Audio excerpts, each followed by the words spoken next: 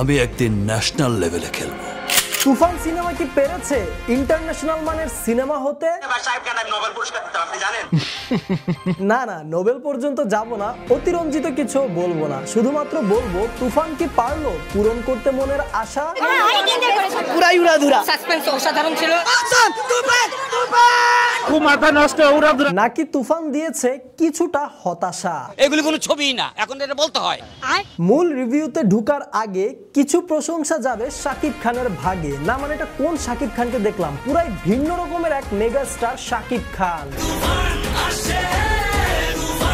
Special ছিল, looking গুলো just wow ছিল। শুধু লুকিং গুলাই না, কোনটা ছেড়ে কোনটা বলবো, acting, dialogue delivery, expression, reaction, style, attitude সবকিছুতেই শাকিব খান ছিল তুফান সিনেমায় পুরো টপ নচ। কেজিএফের বাপ বানাইছে না ভাই, এইটা আবার একটু বেশি হয়ে গিয়েছে। গল্প আর মেকিং স্টাইল এই দুইটা বাদ দিয়ে যদি কেজিএফ স্টার ইয়াশ এবং তুফান মেগা স্টার শাকিব খানের একটা কম্পেয়ার করি, তাহলে দুইজনই পারফর্ম করছে একদম সমান তালে, হাড্ডাহাড্ডি লড়াই যেটাকে বলা যায়। এই শাকিব খানের পারফরমেন্স যে মানুষ কতটা পছন্দ করেছে সেটা আপনারা সিনেমা হলের ভিতরে মানুষের চেয়ার আপ বা শাউট আউট না শুনলে বুঝবেন না। এমনও হয়েছে অনেক হলে মানুষ হলের ভিতরের সিট না পেয়ে হলের নিচে মাটিতে বসে তুফান সিনেমা দেখেছে। শাকিব খানের দুইটা আলাদা লুক দেখতে পাই আমরা তুফান সিনেমাটার ট্রেইলারে, এবং দুইটা লুকে অনবদ্য ছিল শাকিব খান। সত্যি কথা বলতে এই শাকিব খানকেই বাংলাদেশের মানুষরা এতদিন ধরে খুঁজতেছিল। বাংলা ফিল্ম ইন্ডাস্ট্রির কমার্শিয়াল সিনেমার রেভলিউশন আনার জন্য এইরকম একটা শাকিব খানকেই দরকার। আর এই তুফান সিনেমার শাকিব খানকে নিয়ে যতটাই বলি না কেন ততটাই কম পড়ে যাবে। Shakib Khan best of the best. এইবার আমরা ঢুকি মোস্ট অ্যাওয়েটেড বাংলা সিনেমা তুফানের রিভিউতে। তুফান যে মানুষও না আবার পশুও না, আস্ত রাক্ষস, আর এই রাক্ষসের তাণ্ডবকে কেন্দ্র করে গড়ে উঠেছে তুফান সিনেমাটার গল্প। রাক্ষস। তুফান সিনেমায় ডিরেক্টর রায়হান রাফি দর্শকের সাথে একটা মাইন্ড গেম খেলছে। উনি এই সিনেমাটা শুরু করছে একটা ধুমধারাক্কা অ্যাকশন সিন দিয়ে, যা দর্শকের সিনেমাটা উপভোগ করার ক্ষুধা কয়েক গুণ বাড়িয়ে দেওয়ার জন্য যথেষ্ট। আবার তুফান সিনেমাটা শেষও করছে একটা তুফানি টর্নেডো দিয়ে। আমার কাছে ব্যক্তিগতভাবে মনে হয় তুফান সিনেমার শেষ 20 মিনিট দেখতে পারলে আপনার পুরো তুফান সিনেমাটা দেখার পয়সা উসুল হয়ে যাবে। তুফান সিনেমাটার শেষ 20 মিনিটের টুইস্ট, অ্যাকশন, গল্পের সাসপেন্স আর বিজিএম এই সবকিছু মিলে আপনার চোখের পলক স্ক্রিন থেকে সরাতে দিবে না। আপনার কাছে মনে হবে এই বুঝি সিনেমাটা শেষ হয়ে গেল, কিন্তু না, গল্প শেষ হয় নাই। তখনই দেখবেন আবার টুইস্ট রিভিল হয়েছে। রবীন্দ্রনাথের একটা বিখ্যাত লাইন আছে না, শেষ হইয়াও হইল না শেষ। তুফান সিনেমার অবস্থা হয়েছে শেষের দিকে এমন। তুফান যা হতে চেয়েছিল তাই হয়েছে। তুফান সিনেমাটার হিট গান হচ্ছে উড়াধুরা লাগে। এই গানটা তুফান সিনেমাটার একদম শেষ পর্যায়ে হয়, আর এই উড়াধুরা গানটা শেষ হওয়ার পরেই তুফান সিনেমায় একটা উড়াধুরা ফিনিশিং দেওয়া হয়। গল্প বাংলাদেশে এরকম গল্পের সিনেমা কখনো হয় না। তুফান সিনেমার গল্পটা তো দারুণ ছিলই, সাথের কাস্টিং ছিল বেস্ট কম্বো, মানে সব বাঘা বাঘা আর্টিস্ট ছিল এই তুফান সিনেমায়। আর্টিস্টদের মধ্যে চঞ্চল চৌধুরী সব থেকে বেশি আমার এক্সপেকটেশনগুলো পূরণ করছে। যখনই তুফান সিনেমার গল্পটা স্লো হতে নিচ্ছিল, ঠিক ওই মুহূর্তে এন্ট্রি দিয়ে চঞ্চল চৌধুরী তুফান সিনেমার গল্পটার এনার্জি বুস্ট করে দেয়। আমার কাছে ব্যক্তিগতভাবে মনে হয় এই তুফান সিনেমা যদি চঞ্চল চৌধুরী না থাকতো তাহলে সিনেমাটা অসম্পূর্ণ থেকে যেত। তুফানকে খেয়ে দেবো স্যার।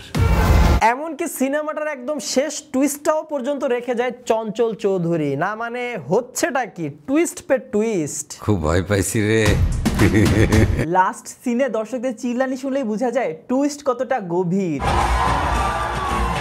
মিমি চক্রবর্তী ছিলেন তার ক্যারেক্টারে পুরো স্টানিং দুষ্টু কোকিল।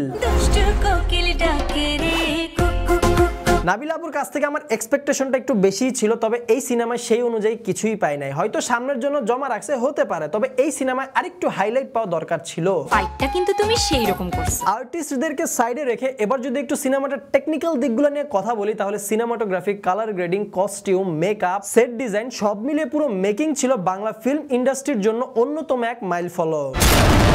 বাংলার ইতিহাসে ভাই সবচেয়ে সেরা ছবি ভাই। সিনেমার গানগুলো তো ভালো ছিলই, সেই সাথে বিজিএম এর মিক্সিং ছিল পুরো স্বয়ংসম্পূর্ণ। একটা ম্যাস অ্যাকশন ফিল্ম হিসেবে বিজিএম গুলো খুবই ভালো হয়েছে। এবার আসি কপি ইস্যু নিয়ে। এই তুফান সিনেমাটি মুক্তির আগেই প্রশ্ন ওঠে এই সিনেমাটি নাকি কেজিএফ এবং অ্যানিমাল সিনেমার কপি হবে। আসলেই কি কপি? তামিল তেলুগু যা বলবেন ভাই সব ফেল ভাই। না না না, তামিল তেলুগু ফেল না, তবে সেই ধরনের একটা মেকিং করার চেষ্টা করা হয়েছে। টু বি অনেস্ট, এই তুফান সিনেমাটার গল্প কিন্তু অ্যানিমাল কিংবা কেজিএফ এই দুইটা সিনেমার গল্পের সাথে একদমই মিল নেই। তুফান সিনেমার গল্পের রয়েছে নিজস্ব মৌলিকতা। তুফান পোষ মানে না। তবে এইটা সত্য যে তুফান সিনেমার অনেকগুলা দিক বা অনেকগুলা বিষয় কিন্তু অনেকগুলা ভারতীয় সিনেমার সাথে কিছুটা মিল পাওয়া যায়। যেমন তুফান সিনেমাটার ফার্স্ট হাফ একটা ফেমাস বলিউড সিনেমার কিছু অংশের সাথে মিলে যায়। তুফানে সালারের মতো গ্যাংস্টার লোগো থাকে। কেজিএফ সিনেমার ধাঁচের ডায়লগ পাওয়া যায়। সবশেষে আসে অ্যানিমেল। মূলত তুফান সিনেমাটায় শাকিব খানের লুক, গেট আপ আর ড্রেস এই সবকিছুই থাকে অ্যানিমাল সিনেমার রণবীর কাপুরের মতো। এছাড়াও অ্যানিমাল সিনেমার স্টাইলের অ্যাটিটিউড এবং অ্যানিমাল সিনেমাটার একটা বিজিএম এর কাস্টমাইজ ভার্সনও কিন্তু টুকটাক শোনা যায়। আবার অ্যানিমাল সিনেমার মতো বড় মেশিন গান দিয়ে একটা 5 স্টার হোটেল পুরা লন্ডভন্ড করে দেওয়া। এখন এই দিকগুলাকে কপি বলা যায় না, ইন্সপায়ার্ড বলা যায়, তবে কপি না, কারণ একটা গ্যাংস্টার টাইপ সিনেমায় এই দিকগুলা মিল হয়ে যাওয়াটা খুবই নর্মাল। প্রায় অনেক সিনেমায় এই দিকগুলা মিল হয়ে যায়, সবাই নিজের মতো করে মডিফাই করে নেয়।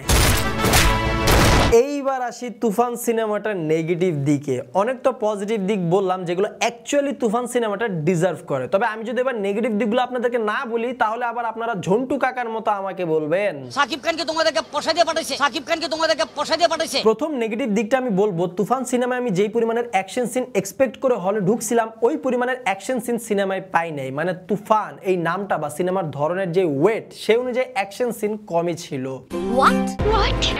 মূলত বলা যায় টিজার এবং ট্রেলারে যা দেখানো হয়েছে এর বাইরে বড় করে মনে রাখার মতো আলাদা কোনো অ্যাকশন সিন সিনেমায় পাই নাই। অনেকাংশই টিজার এবং ট্রেলারে দেখানো হয়ে গিয়েছিল। আমার কাছে মনে হয় তুফানকে যেরকম রাক্ষস হিসেবে ইন্ট্রোডিউস করা হয়েছে এরকম ম্যাস আর রাক্ষস টাইপ কিছু অ্যাকশন সিন খুবই দরকার ছিল এই তুফান সিনেমাটায়। তুফান সিনেমাটার ফার্স্ট হাফে স্টোরি বিল্ড আপ করা হয় যা তুফানের ধাঁচের পুরা বাহিরের কাহিনী। ধাঁচ থেকে বের হয়ে যাওয়ায় সিনেমাটার ফার্স্ট হাফ কিছুটা স্লো লাগতে পারে অনেকের কাছে। এজন্যই তুফান সিনেমাটার ফার্স্ট হাফ শেষ হওয়ার পরেই বিরতিতে লিখে দেয় তুফান সবে তো শুরু।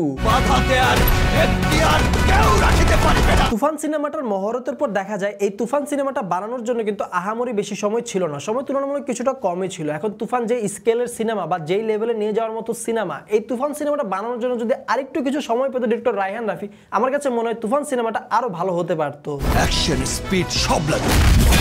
টুকটাক কিছু নেগেটিভ দিক থাকলেও এই তুফান সিনেমাটা ডিরেক্টর রায়হান রাফির একটা অনবদ্য সৃষ্টি। একজন ডিরেক্টর যে কতটা হাইপ ক্রিয়েট করতে পারে সিনেমার জন্য সেটা রাফি ভাই বুঝাইয়া দিছে।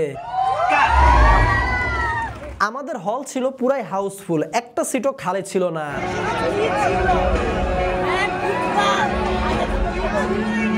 কোনো সিট খালি না পেয়ে এক পর্যায়ে দেখি রাফি ভাই সিনেমা হলের সিঁড়ির মধ্যে দাঁড়ায় সিনেমা দেখতেছে আমাদের সাথে হলে। এভাবেই বাংলা সিনেমা এগিয়ে যাক আর বাংলা ফিল্ম ইন্ডাস্ট্রিতে সুবাতাস বয়ে চলুক। আমরা সামনে আরো বড় বড় তুফানি সিনেমা উপভোগ করতে চাই। এই আশা নিয়ে আজকের ভিডিওটা শেষ করছি। আর এই সম্পূর্ণ ভিডিও জুড়ে আমার পাশে এই বাঘটা ছিল। এই বাঘটা কেন রয়েছে এই বিষয়টা কিন্তু শুধুমাত্র যারা তুফান সিনেমাটি দেখেছে তারাই বুঝতে পারবে। ভিডিওটা এখানেই শেষ করছি। ভিডিওটা ভালো লাগলে আপনাদের মন থেকে আপনাদের ভালোবাসা থেকে এই ভিডিওতে লাইক কমেন্ট শেয়ার করে দিন। আর আমাকে প্রথমবার দেখে থাকলে এখনই চ্যানেলটা সাবস্ক্রাইব করুন। জাস্ট এখানে একটা ক্লিক করুন, সাবস্ক্রাইব হয়ে যাবে। আর সাবস্ক্রাইব করে অবশ্যই কিন্তু পাশের ঘন্টাটাও বাজিয়ে দিবেন। দেখা হবে আপনার সাথে পরবর্তী ভিডিওতে। Till then stay well, stay awesome, bye bye. High